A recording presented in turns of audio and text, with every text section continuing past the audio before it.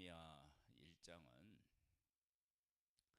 느헤미야라고 하는 사람이 어떤 생각을 하고 그의 삶을 살았는지를 우리에게 잘 보여주고 있습니다. 내가 어떤 사람인지, 그리고 내가 어떤 일을 하고 있을 때 그 일을 왜 하게 되었는지, 그리고 이 일에서 나는 무엇을 소망하면서 해야 하는지, 이런 측면에서 느헤미야의 삶을 보면 느헤미야는 하나님께서 원하시는 것들을 다 가지고 있었다라고 하는 사실을 볼 수 있습니다. 볼까요?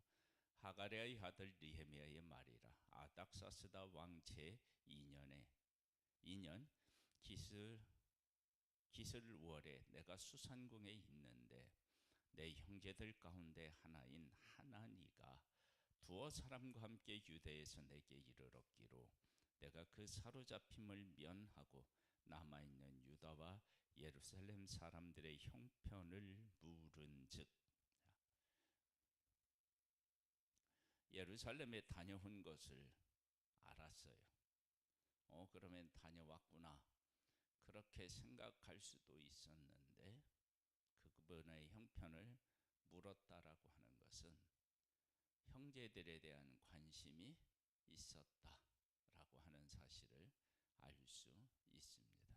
자, 그 다음 볼까요? 그들이 내게 이르되 사로잡힘을 면하고 남아있는 자들이 그 지방 거기에서 큰 환난을 당하고 능욕을 받으며 예루살렘 성은 허물어지고 성문들은 불탔다 하는지라. 내가 이 말을 듣고 앉아서 울고 수일 동안 슬퍼하며 하늘의 하나님 앞에 금식하며 기도하여. 그곳의 형편을 듣고 나서 느헤미야의 반응이 어떠했느냐? 그러면 울고 수일 동안 슬퍼했다.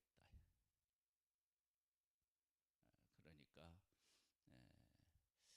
그 형제들과 그리고 예루살렘 성, 이런 것들, 성전, 이런 것들이 무너진 것에 대한 큰 아픔을 겪는 것을 보게 됩니다. 이것은 앞에서 관심을 갖는데 그 관심이 어느 정도였는지를 우리에게 잘 보여주고 있습니다. 그리고 나서 이가 어떻게 했느냐? 하나님 앞에서 금식하면서 기도하게 되는데요. 그런데 왕을 섬기는 느헤미야가 그렇게 된 것까지 어떻게 됐느냐? 수일 동안 금식하면서 기도해서 왕에게 그 문제가 문제로서 다가가면 죽을 수도 있는데 그것을 제대로 생각하지 못할 만큼 이 일을 생각하는 모습을 보게 됩니다. 그렇게 되면 이것은 어떻게 되느냐? 느헤미야가 얼마나 예루살렘과 그 백성들을 깊이 생각했는지를 알 수 있습니다.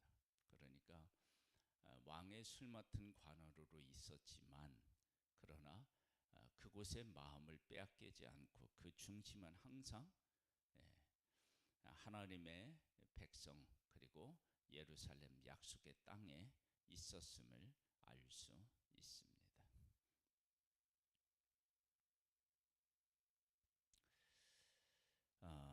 이르되 하늘의 하나님 여호와여, 크고 두려우신 하나님이여, 주를 사랑하고 주의 계명을 지키는 자에게 언약을 지키시며 긍휼을 베푸시는 주여, 간구하나이다. 이 5절의 이 말씀, 이 고백이 대단히 중요해요. 뭐냐? 하늘의 하나님 여호와, 크고 두려우신 하나님이여, 주를 사랑하고 주의 계명을 지키는 자에게는 언약을 지키시며 긍휼을 베푸시는 주여. 하나님을 사랑하고 계명을 지키면 하나님께서 언약을 지키시고 또 기도도 들으시고 긍휼도 베풀어 주시나. 이제 종이 주의 종들인 이스라엘 자손을 위하여 주야로 기도하오며. 그러면 지금 느헤미야는 어떻게 살고 있다는 거예요? 하나님의 계명과 말씀을 따라 살아가고 있다는 거예요. 어디에서? 왕궁에서 왕을 섬기면서 그렇게 살고 있다는 것을 알 수 있어요. 그러면서 뭐라고 얘기하느냐? 이제 종이 주의 종들인 이스라엘 자손을 위하여 주야로 기도하오며. 우리 이스라엘 자손이 주께 범죄한 죄들을 자복하오니 주는 귀를 기울이시며 눈을 여시사 종의 기도를 들으시옵소서. 나와 내 아버지의 집이 범죄하여 주를 향하여 크게 악을 행하여 주께서 주의 종 모세에게 명령하신 계명과 율례와 규례를 지키지 아니하였나이다. 옛적에 주께서 주의 종 모세에게 명령하여 이르시되 만일 너희가 범죄하면 내가 너희를 여러 나라 가운데에 흩을 것이요 만일 내게로 돌아와 내 계명을 지켜 행하면 너희 쫓긴 자가 하늘 끝에 있을지라도 내가 거기서부터 그들을 모아 내 이름을 두려고 택한 곳에 돌아오게 하리라 하신 말씀을 이제 청하건대 기억하옵소서. 지금 포로 생활을 하고 있어요. 포로 생활에 대한 느헤미야의 해석은요, 하나님께 범죄했기 때문이다. 이것은 하나님이 말씀하신 말씀에 이미 기록되어 있는 것이다. 그러면 느헤미야가 포로로 잡혀가서 포로 생활을 하고 있는 이 와중에 하나님께 늘 어떤 마음으로 살았을까요? 회개하는 마음으로 살고 또 한편으로는요, 하나님의 말씀대로 살면 회복시켜 주시겠다는 그 소망 가운데, 그러니까 지난날의 잘못은 회개하고 또 하나님의 말씀을 지금 지키며 살아가고 있고, 그리고 그 마음은 하나님의 백성과 하나님께서 약속하신 땅에 있었고, 그리고 그 마음에는 내가 하나님의 말씀대로 지키며 살아가면 반드시 하나님께서 돌아오게 하시겠다고 하는 그 회복을 믿었던 거예요. 이것을 요 짧은 그 느헤미야의 고백 속에서 다 찾아볼 수 있습니다. 그러니까 포로 생활의 삶이 그냥 그곳에서 집을 짓고 자녀를 낳고 살아가는 나는 그런 것이 아니고, 하나님께서 무엇을 원하시는지를 정확하게 이해하고 그 가운데 살았음을 알 수 있습니다.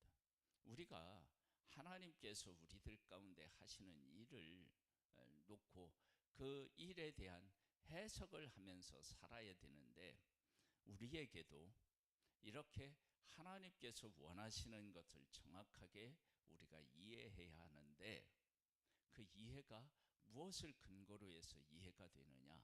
하나님의 말씀이었던 거예요. 그것을 놓고 하나님의 말씀을 놓고 우리들이 왜 이곳에 처해 있는지를 말씀으로 깨달아 알고, 그리고 이곳에서의 삶이 하나님의 말씀을 중심으로 살아가면 하나님은 또 어떤 약속을 하셨느냐?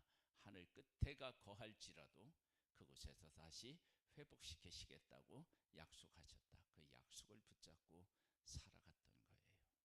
우리의 삶도 하나님의 말씀으로 내 삶을 들여다보고 하나님의 말씀 안에서 회개할 것을 찾고 하나님의 말씀으로 우리의 소망을 주는 진정한 하나님의 사람으로 설 수 있게 되기를 소망합니다.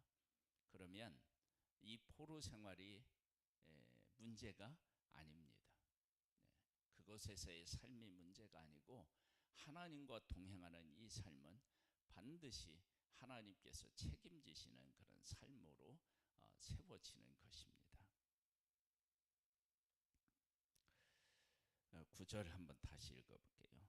만일 내게로 돌아와 내 계명을 지켜 행하면 너희 쫓긴 자가 하늘 끝에 있을지라도 내가 거기서부터 그들을 모아 내 이름을 두려고 택한 곳에 돌아오게 하리라 하신 말씀을 이제 청하건대 기억하옵소서.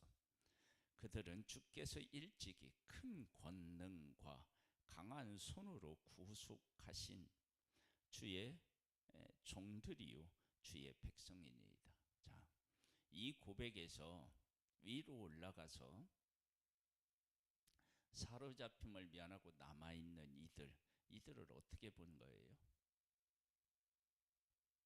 지금 10절 말씀을 근거로 해서 보면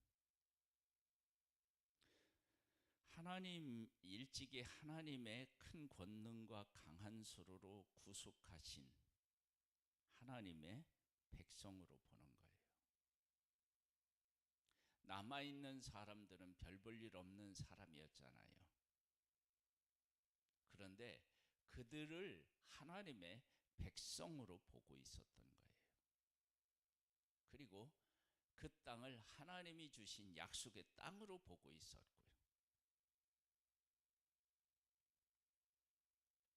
주여 구하오니 기울을 기울이사 종의 기도와 주의 이름을 경외하기를 기뻐하는 종들의 기도를 들으시고 오늘 종이 형통하여 이 사람 앞에서 은혜를 입게 하옵소서 하였나니 그때 내가 왕의 술관원이 되었느니라. 누구의 은혜를 입게 해달라고 기도하는 거예요? 왕의 은혜를 입게 해달라고 기도하는 거예요.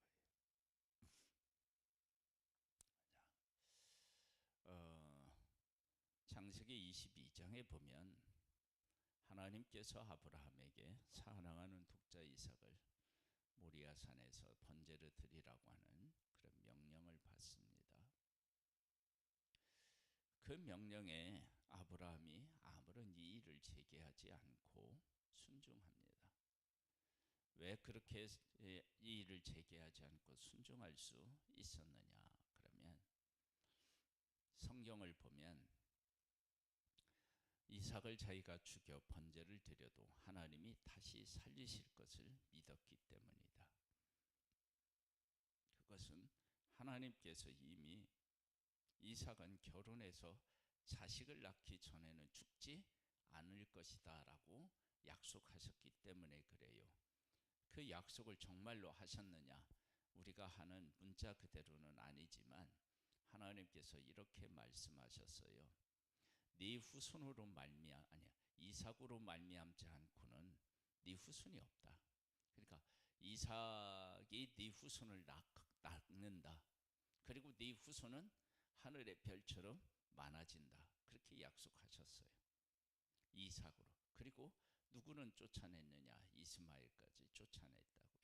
그러면 이 이삭은 결혼해서 자식을 낳기 전에는 죽을 수가 없습니다. 하나님의 약속에 의하면 그런 약속을 그가 믿고 그리고 하나님 안에서 그 약속을 부활로 해석했기 때문에 하나님이 이 이삭을 드리라고 하는 말씀하신 그 말씀에 순종할 수 있었어요. 기꺼이 순종할 수 있었어요. 우리가 하나님의 말씀을 바르게 이해하고 그리고 하나님이 하실 일들을 바르게 깨달아 알게 되면 우리들이 하는 일이 완전히 달라지고 해석도 달라집니다. 우리의 삶이 그렇게 살아가는 것, 지금 느헤미야처럼요. 잡혀온 것이 범죄 때문이다. 이곳에서 하나님의 말씀대로 살아가면 다시 하늘 끝에 있을지라도 회복시키시겠다고 하셨다. 그러니 나는 지금 뭘 해야 되느냐? 하나님의 말씀대로 살아야 된다. 그렇게 정확하게 그의 삶을 하나님 중심, 말씀 중심으로 세웠던 거예요. 그래서 흔들리지 않는 거예요. 그리고 그는 하나님의 백성을 어떻게 구속한 하나님의 백성으로 그렇게 분명하게 고백하고 있습니다. 이것이 우리의 삶이고 우리의 고백이기를 소망합니다. 하나님의 말씀으로 지금의 나를 볼 줄 알고 하나님의 말씀으로 내일에 대한 소망을 가지고 있고 하나님의 말씀으로 오늘을 승리하며 살아가는 삶, 그게 느헤미야의 삶이었고 우리의 삶이 되기를 주님의 이름으로 축복합니다. 하나님 아버지 감사합니다. 오늘 이 아침에도 우리와 함께 계시고 우리를 만나 주시고 우리에게 깨닫게 하시고 우리에게 소망을 주신 하나님을 찬양합니다. 하나님의 말씀으로 어제의 나를 보고 오늘의 내가 무엇을 해야 될지를 깨달아 알아서 그 일을 하고 내일에 대한 소망도 말씀 안에서 갖기를 원합니다. 주의 영으로 우리를 붙잡아 주시고 이끌어 주시옵소서. 예수님의 이름으로 기도드립니다. 아멘. 하늘에 계신 우리 아버지여, 이름이 거룩히 여김을 받으시오며 나라에 임하옵시며 뜻이 하늘에서 이룬 것 같이 땅에서도 이루어지리이다. 오늘날 우리에게 일용할 양식을 주옵시고 우리가 우리에게 죄 지은 자를 사하여 준 것 같이 우리 죄를 사하여 주옵시고 우리를 시험에 들게 하지 마옵시고 다만 악에서 구하옵소서. 대개 나라와 권세와 영광의 아버지께 영원히 있사옵나이다. 아멘.